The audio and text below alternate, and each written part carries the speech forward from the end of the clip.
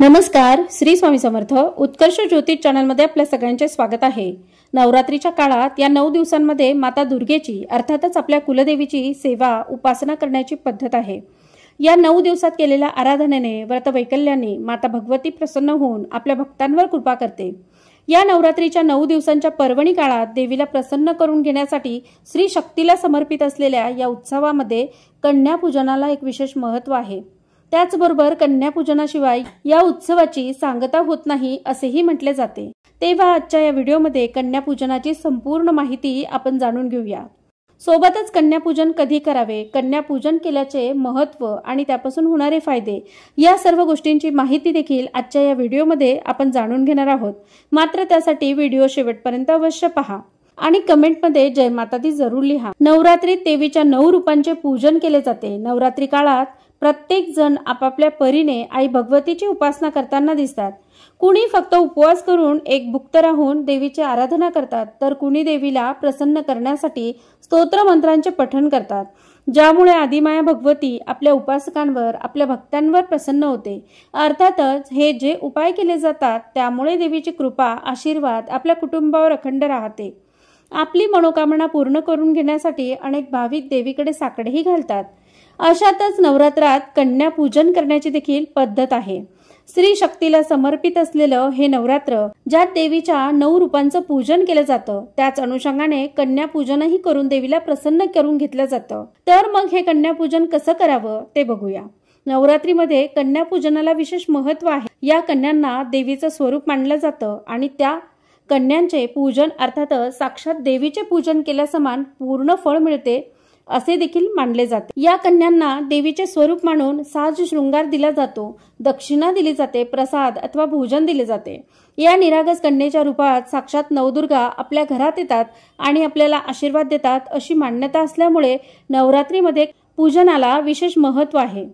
नवरात्र काळात जर कन्या पूजन करायचं असेल तर आपण आपल्या क्षमतेनुसार हे करावं. म्हणजे किती कन्या बोलवाव्यात हे आपण आपल्या मनाने सुद्धा ठरवू शकतो. एक कन्या बोलवून अगदी तुम्ही तिचं पूजन केलं तरी देखील हरकत नाही. तुमच्या ओळखीतल्या अथवा तुमच्या घरातील देखील चालतील. जेवढ्या कन्या तुम्हाला मिळतील तेवढ्या कन्यांचा मानसन्मान तुम्ही करत असाल तरी देखील हरकत नाही. मग त्या 3, 5, 7 अशा कन्या देखील तुम्ही पूजन करू शकतात. मात्र शास्त्रानुसार लक्षात घेता कन्या पूजन करण्याची मान्यता आहे ती म्हणजे 9 कन्या. या 9 कन्यांचं पूजन तुम्ही तुमच्या घरी करू शकतात. म्हणूनच कमीत कमी 1 व जास्तीत जास्त 9 कन्यांचं पूजन तुम्ही तुमच्या घरी करता येतं. या 9 कन्या देवीची 9 रूपं मानली जातात, त्यामुळे कन्या पूजनामध्ये 9 कन्या असाव्यात. या सर्व मुली 2 ते 10 वर्षाच्या असाव्यात. नवरात्रीतील कोणत्याही दिवशी तुम्ही कन्या पूजन केलं तरी देखील चालते. मात्र अष्टमी किंवा नवमीला कन्या पूजन करण्याची पद्धत आहे. खास करून अष्टमीच्या दिवशी कन्या पूजन केलं जातं आणि नवमीला सवाष्ण भोजन केलं जातं किंवा सवाष्ण पूजन केलं जातं.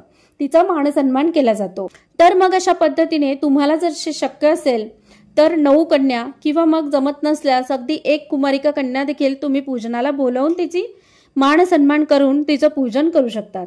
आणि ही कन्या पूजन कधी करावं यात अशी धार्मिक मान्यता आहे की एकतर तुम्ही 1 कन्या पूजन केले तरी चालेल किंवा रोज कन्या पूजन एक जसे मिळेल त्या पद्धतीने तुम्ही पूजन करत असाल तरी देखील चालेल, किंवा मग कुळाचाराप्रमाणे किंवा तुमच्या इच्छेप्रमाणे तुम्ही अष्टमीच्या दिवशी 9 कुमारिका कन्यांना बोलवून घेऊ शकतात व त्यांचं पूजन करू शकतात. त्यासोबतच कन्यांबरोबर एक छोटा मुलगा ज्याला बटूक सुद्धा म्हटलं जातं त्यालाही पूजनात सहभागी करावं. अष्टमी तिथीला म्हणजेच नवरात्रीच्या 8व्या माळेला किंवा मग 9व्या माळेला केलं तरी देखील हरकत नाही.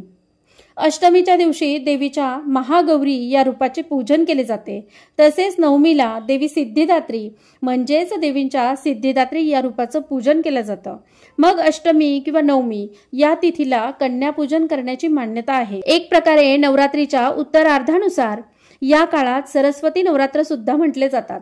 जर हे कन्या पूजन करतेवेळी अचानक कुठली अडचण आली किंवा मग तुम्हाला अडचण येणार असेल, मासिक धर्माची समस्या निर्माण होणार असेल व तुम्हाला अष्टमीला हे पूजन करता येणं शक्य नसेल तर तुम्ही त्याच्या आधीच्या कुठल्याही दिवशी जरी पूजन केलं तरी देखील चालू शकतं, ते तुम्ही करू शकतात.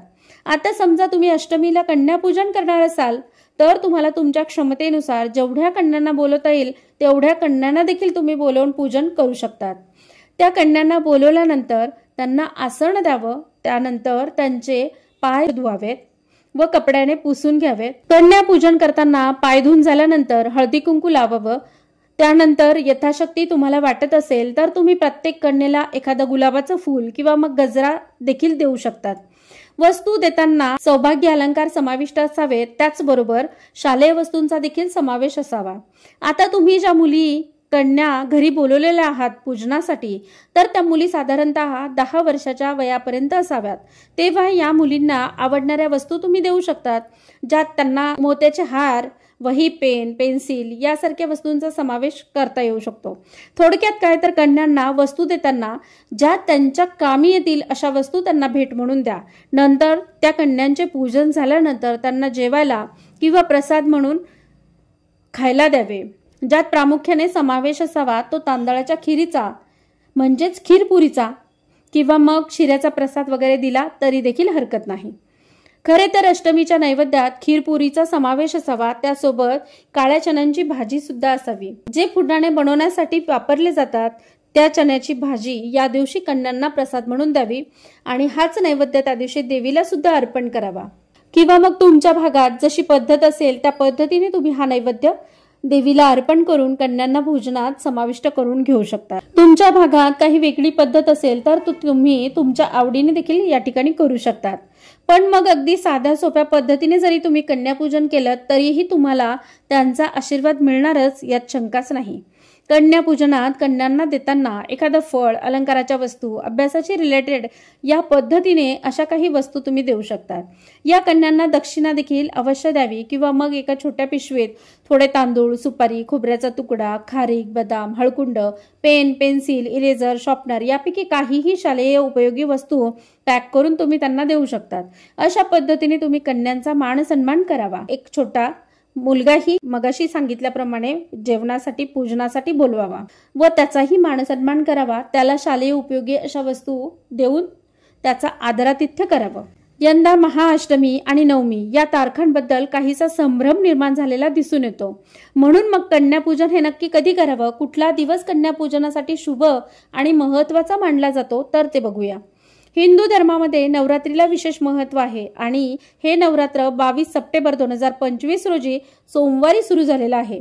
शारदीय नवरात्रात 2 ऑक्टोबर 25ला गुरुवारच्या दिवशी ही दशमी तिथी अर्थातच दसऱ्याच्या दिवशी सांगता होणार आहे। नवरात्रीच्या या 9 दिवसांमध्ये देवीच्या 9 रूपांची विधीपूर्वक पूजा केली जाते। हिंदू पंचांगानुसार अश्विन महिन्याच्या शुक्ल पक्षातील अष्टमी तिथी ही सोमवारी 29 सप्टेंबर 2025ला असून 4:31 ती सुरू होईल आणि मंगळवारी 30 सप्टेंबर 2025 रोजी संध्याकाळी 6:06 संपेल व त्यानंतर मग नवमी तिथीला सुरुवात होईल व ती 1 ऑक्टोबर 2025ला संध्याकाळी 7:01 संपेल।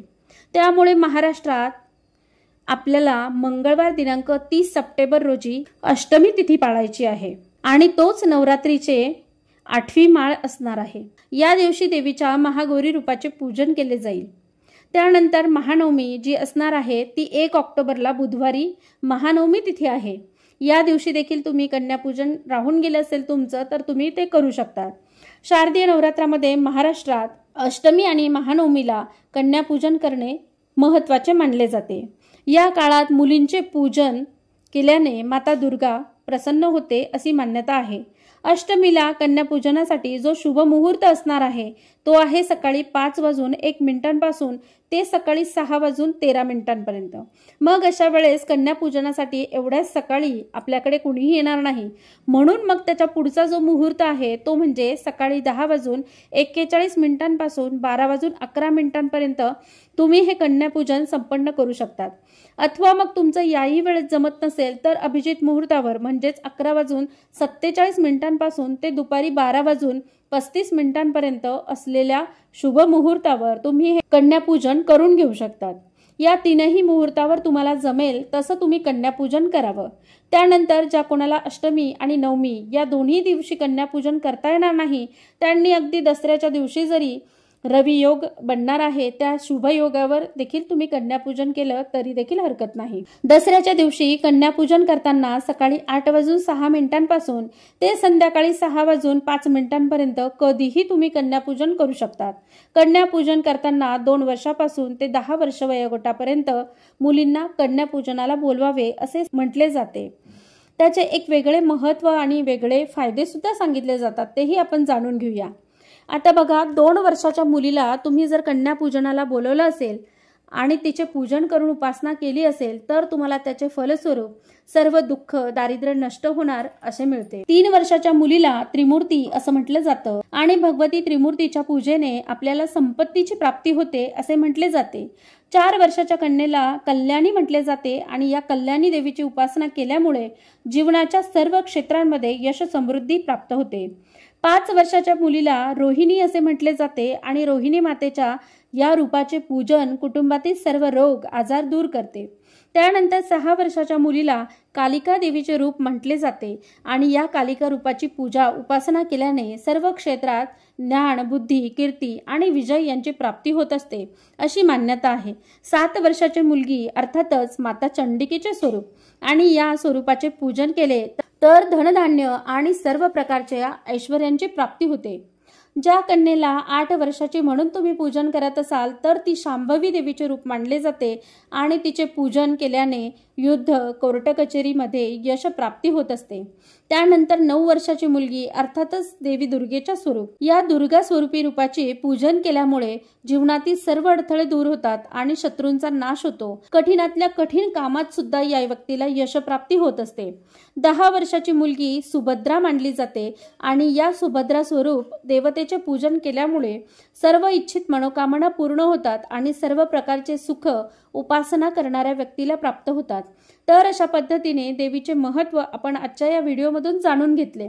अजून खूप खूप खूप माहिती सांगायला लागलं तर व्हिडिओ मोठा होईल, त्यामुळे याच ठिकाणी थांबूया।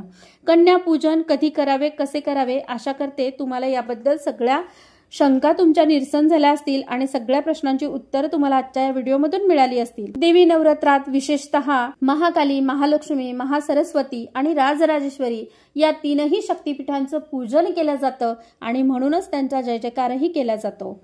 व्हिडिओ आवडला असेल तर व्हिडिओला लाईक आणि शेअर करा। या व्यतिरिक्त जर तुम्हाला काही प्रश्न असतील तर त्याच ठिकाणी तुम्ही कमेंट बॉक्समध्ये विचारू शकतात। धन्यवाद। श्री स्वामी समर्थ।